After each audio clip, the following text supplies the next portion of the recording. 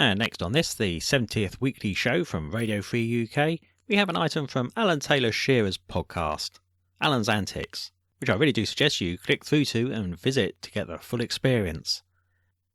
This item is about a whole range of attacks on our liberty.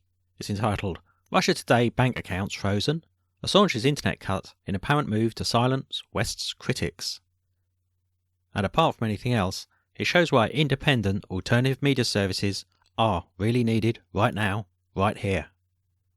From anonnews.co. You're not going to believe this, but RT, that's right, Russia Today, the Russian state broadcaster, has had its bank accounts frozen in the UK. And Julian Assange's internet connection has been cut in apparent move to silence the West's critics. This is by Claire Burnish. In a major development being described as a brutal blow to free speech, RT, the Russian outlet formerly known as Russia Today, has now found its bank accounts allegedly blocked by the UK. Quote, "Our accounts in Britain have been blocked," end quote, tweeted RT's editor-in-chief Margarita Semyan Monday morning. All of them, decision not to be discussed. Hail to freedom of speech, she went on to say. According to RT, Russian Foreign Ministry spokesperson Maria Zakharova said London abandoned any obligations to free speech when it moved to exit the European Union, as clearly evidenced in the inexplicable move by the National Westminster Bank. In a statement from its press office on Twitter, RT announced, quote, "RT has received a letter from NatWest, part of the Royal Bank of Scotland Group, which has a significant shareholding by the UK government, informing it that its UK banking facilities with the bank will be withdrawn without explanation or redress. The decision is incomprehensible and without warning. It is, however, not at odds with the countless measures that have been undertaken in the UK and Europe over the last few years to ostracise, shut down, or downright impede the work of RT. RT UK will continue its operations uninterrupted." In the letter, announcing its decision after reviewing the media outlet's banking arrangements, NatWest indeed provides no explanation for the cancellation of its client relationship with RT, except to say, quote, "We assure you that we have only reached this decision after careful consideration. However, our decision is final and we are not prepared to enter into any discussion in relation to it." End quote. Given the secretive nature of the sudden termination, speculation naturally must include RT's function as a state-run media agency and the worsening situations between the West and Russia in Syria, Yemen and elsewhere, particularly, as RT notes, the UK's significant shareholding in NatWest. Perhaps the baffling move would not be a suspect were it not for another apparent act of extreme censorship. On Sunday night, WikiLeaks announced via Twitter that Julian Assange's internet connection had been purposely cut in his sanctuary-turned-prison home inside the Ecuadorian embassy in London. Quote, "Julian Assange's internet link has been intentionally severed by a state party. We have activated the appropriate contingency plans," end quote. Prior to this accusation, WikiLeaks had tweeted a string of 3 tweets appearing to reference its ongoing October surprise document leaks, including cryptic codes naming US Secretary of State John Kerry, Ecuador and the UK's Foreign and Commonwealth Office, in turn setting off alarm bells by those concerned. The tweets indicated Assange's dead man switch had been triggered. Although neither the cutting of Assange's internet access nor that a state agent was responsible have been proven, if factual, it speaks to the power wielded in the government transparency WikiLeaks continues to provide when, for instance, President Obama's administration has failed. WikiLeaks assumedly already had possession of whatever documents Assange might have obtained and plans to release in the future, but the attempt to silence the controversial and vociferously debated public figure are at least concerning, and at worst, disturbingly indicative of the trouble an unknown will go to silence free speech and the press. Attempting to gag RT, no matter its Russian state association, also presents a troubling aspect about increasingly limited and denigrated press freedom.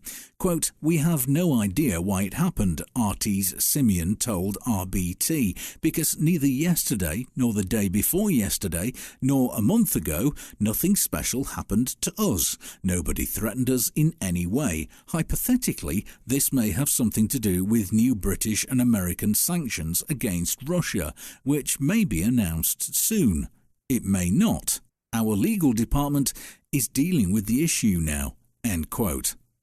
Publisher Marcus Papadopoulos echoed that surprise as well as concern for what amounts to abrupt censure. Quote, "I sincerely hope that there's no political motive for this, because we know that the British government isn't happy with RT in Britain," Papadopoulos asserted to RT. Quote, "RT has a lot of viewers in Britain. Many British people now tune in to RT to receive information on major topics around the world, including Britain. And many British people believe that the alternative accounts that RT puts forward and covers are more truthful than what they're hearing from, say, for example, Sky News or the BBC. If no bank in Britain would allow RT to be a customer, then that could spell the end of RT broadcasting in Britain, which would be a catastrophic event for freedom of speech in Britain. Russia, currently home of asylum seeker and controversial whistleblower Edward Snowden, might indeed face additional sanctions by the United States and UK if American politicians, infuriated over a false narrative of Russian aggression in Syria and elsewhere, have their way.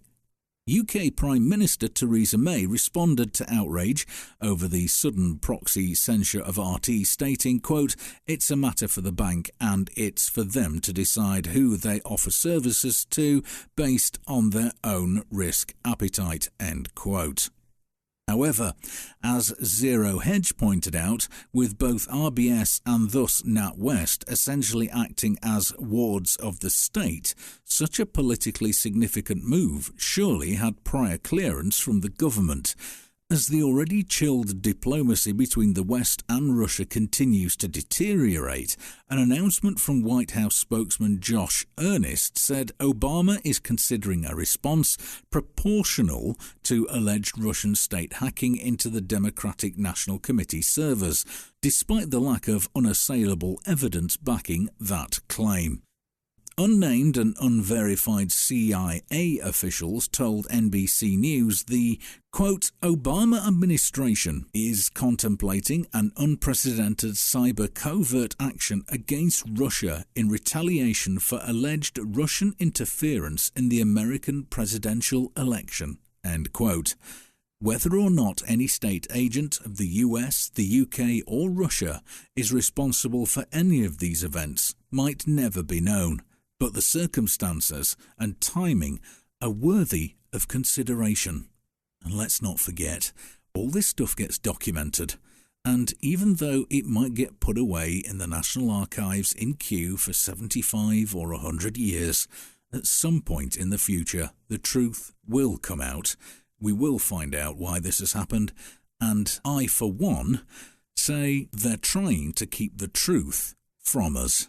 Well, I, for one, am going to continue to get a lot of news from RT because I do find their coverage a lot more truthful than what you see from the state media here in the UK.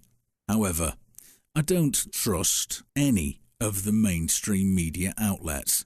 And let's remember that RT is the state mouthpiece of the Russian government, just as the BBC is the state mouthpiece of the UK government, and NBC, CNN, etc. are mouthpieces of the US government. I think we have to be careful and take everything that these media outlets say with a pinch of salt and do our own research and find out for ourselves, because that's what I'm doing and that's what you should be doing. And that's why I produce this podcast each day, and this is why I put my personal comments at the beginning or at the end of each news story, because I like to think for myself rather than being told what to think.